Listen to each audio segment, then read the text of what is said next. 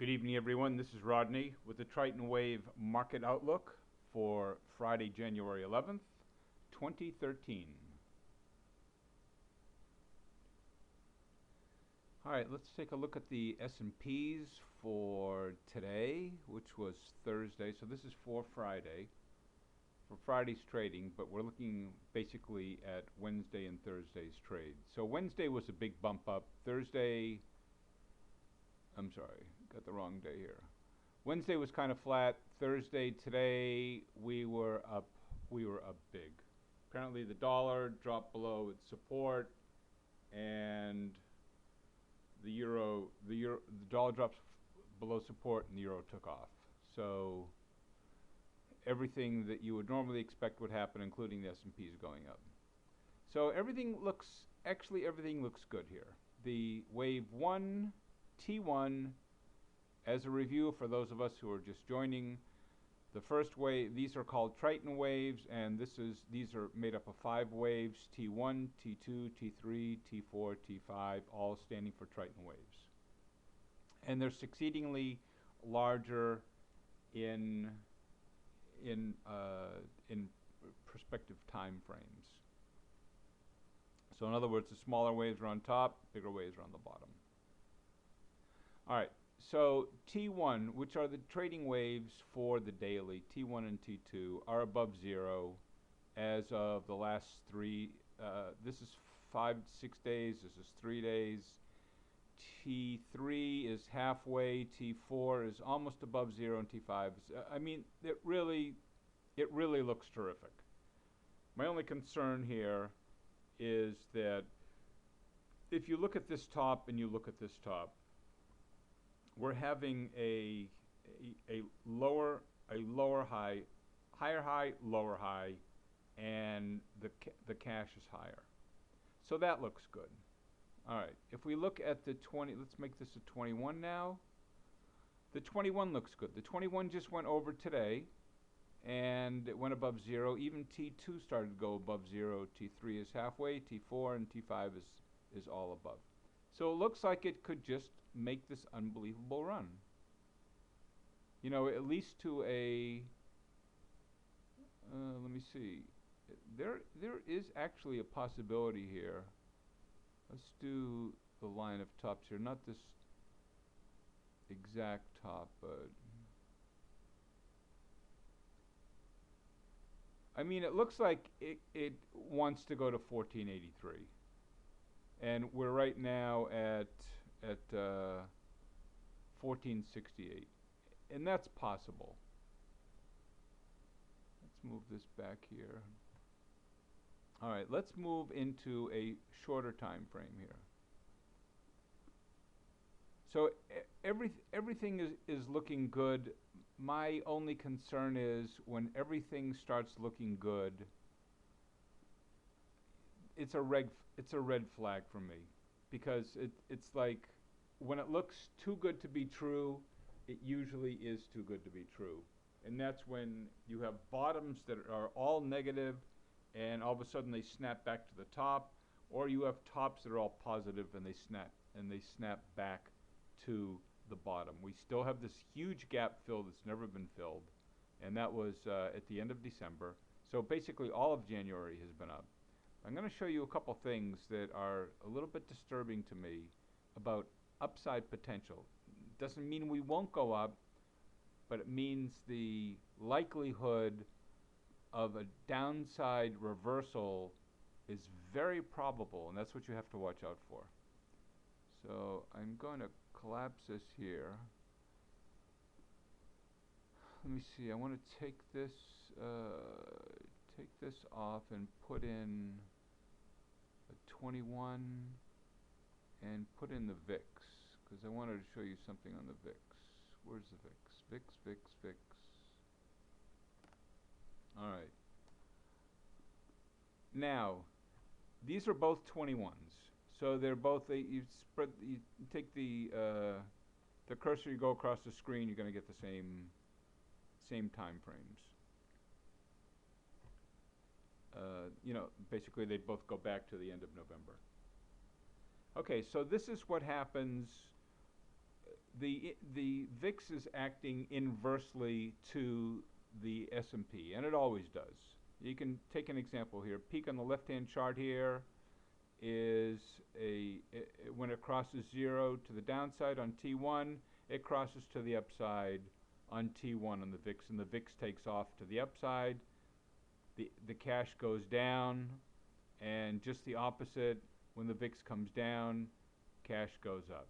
Okay, so here we are, and it looks like the ES wants to go up. T1 is up, T2 is up, but look at the VIX. The VIX is also up. T1, T2, T3 just went above 0, and it's not going to take much for the VIX to have some kind of a snapback rally. This is when the VIX gets to 1349 in 7 trading days from 23. That's a huge percent. That's what's my math? It's got to be like 40%. Wait a minute. Let me see here. 40, 50, 13 divided. Hang on. Okay, my first guess was right. I said 40%, but it's actually 43.5%. So when there's a 43.5% reversal in since the end of the year, in order to produce this massive move up on the left-hand chart in the cash price, and this move down, that is unbelievable complacency. And I just don't think that we can be complacent in a market that's taking off like this, because any kind of a snapback, you see, this is a very, you can see how clean this line was when it went down on the VIX, and right after that, in the middle of the day, and actually, if I spread this out, you can see that it actually told you what was going to happen. It happened here when it went down below 0, and the next hash mark, it went down on T2 and then T3, and then it just imploded during the daytime, and the market took off. Okay, and the next morning. All right, so the wave that I'm watching for a move, because you can sometimes, when a major move happens like this, you can discount a T1 and T2, but you cannot discount T3. So T3 moving above 0 like this, there is a huge possibility that we could have a snapback into 1588, 1590, which might even carry us all the way up to 18, because it's usually, if there is a snapback to this area, then it'll bring the S&Ps down to at least try to fill this gap right here down to 1428, which is 40 points from there. We're talking about 450, 470 points in the Dow. And if it happens up to 16, the likelihood of it doing double this price, double this gap, is the likelihood of it going to 1829 is very real. Because if it's snapping back quickly, it's going to be like a rubber band, just keep on going, double length. All right. So I wanted to look at one other TLT, because that's what everybody's buying with bonds, and usually you can see from the S&P when the bonds, the bonds are doing, or 20-year treasuries are doing the exact opposite that the S&Ps are doing. So S&Ps are going up, the treasuries are going down. S&Ps are going down over here on the left-hand chart. This is going up. This is going down. S&P. You get the idea. So now we have them all going on. So we have the VIX ready to pounce to the upside, get out of the doldrums, and actually snap back into some kind of reality. And we have the bonds that have triggered a buy signal, and on T1, T2, T3 is clearly above 0. This could have a snapback rally. If this has a rally, this is coming down. There's more money in bonds all around the country and the world, I believe, than there is in the stock market. or probably like a 60-40 ratio, 60% bonds and treasury and 40% money in the stock market. So if you're going to believe something, believe the TLT, believe the treasuries. And even though, you know, it might look really good on the daily right here, that everything's looking good, and it might look good on the 21, on the ES21 here. It's no easy rosy picture. I do believe that this is going to be very short-lived on the upside, and we are going to have, in a word, hell to pay. All right, let's look at a day trading opportunity for the S&Ps. It's really clear. This was Thursday, Wednesday here, and Tuesday, and I wanted to show you how clearly and concisely these waves are working. Here's T1. You can count up the number of S&P points you would have made if you were following this, and this is only following one wave. You're not going to get the exact low or the exact high. This is let's call this 1448, 1449, and you can see where they cross. They cross here, here, here, here, and here. And this is just if you were in them, you kept them overnight, or bought them right after, sold them right at the close, and then bought them in the nighttime, in the after hours session. So you can just see 1449 to 1457, and you can even short all of these.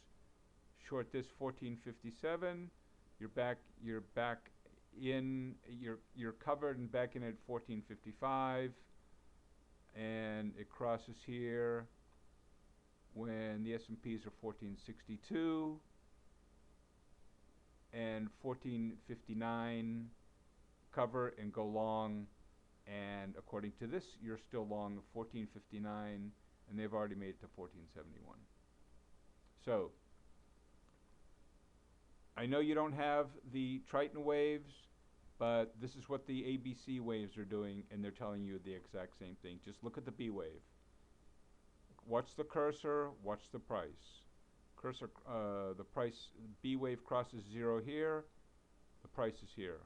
Crosses here, you got to cross here. These are the daily hash marks. The white marks are the daily 8:30, the cash session. Crosses here, goes up here, crosses to the back downside here. I mean, we're talking about, I mean, if you just followed the B wave on these, if you have the B waves, if you don't, I suggest you get them, because you could have paid for it basically in 3 days of trading.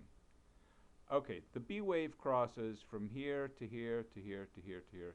If you just played the B wave, and they're all very, very clean, clean entries, we're talking 38 points in 2.5 days of trading, which is really, really phenomenal.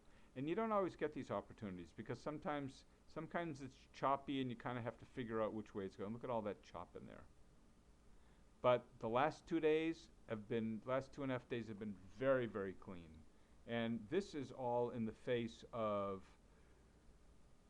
okay, if you watch the cursor going across the screen on the 1597, we're only talking about all these highs that have been, this is like once this broke to the upside, we're talking about basically the sideways to a little bit up action on the daily over here. So, you know, the daily looks fine to look at it in a broad perspective, but on a short-term daily tick chart, 1597, it's really amazing trading opportunities.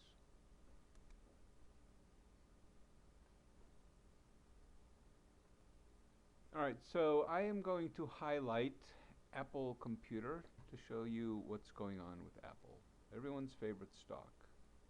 So it looks like it's been playing with this 377 exponential moving average right here for the better part of since the middle of November, November 16th, and then it bounced up to Fibonacci trend lines, came back down again, bounced between the two, came back up to the 233, and just been dancing around here. So what I'm looking at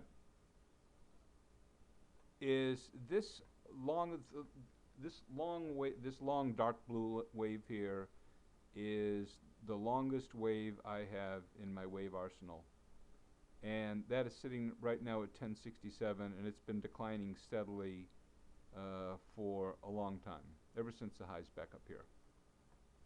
All right, let's take a look and see if that goes below zero. Then it won't take much to get it there. I'd say like 4 or 5 trading days. But once that happens, let's take a look and see how far back we have to go before that was below zero the last time. And that was April of 2009, and the stock was selling for about 124 and a half. Long time ago. That goes below zero now. This is like any moves to the upside in this are playable to the downside, and I believe that's where they are now. That's where it's heading. I've had a target of 475, or actually somewhere in the about 475, 470 area for probably about 2 months now. Back in well, it started here in October when we called the sell at 680, and my target was the 377, which was 516. It went a little bit below that and then bounced up, but it's doing this dead cat bounce off of 377. So the next level for it to reach is 461. It'll probably go through the trend line, bounce off of it. It'll bounce off, come back up to here, and then hit that trend line, because that's the next Fibonacci progression. Okay, as far as the day trade goes, you could have day traded off of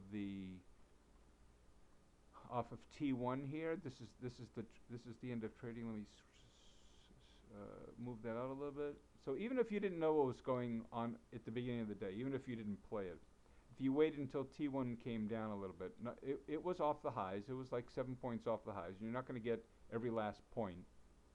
So you play this a Delta 70 put, near term, expires next week.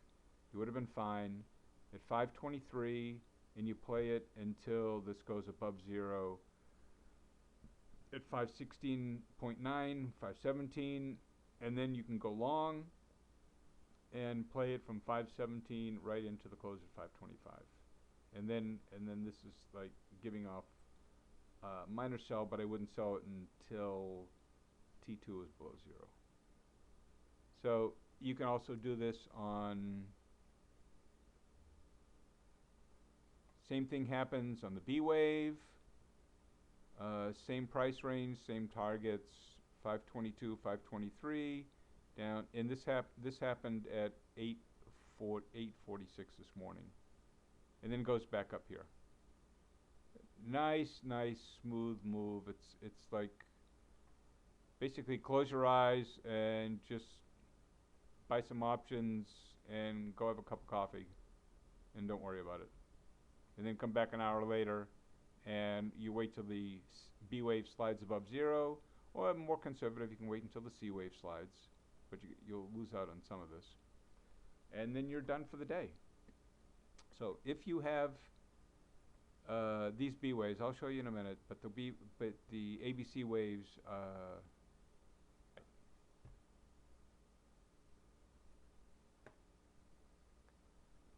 all right,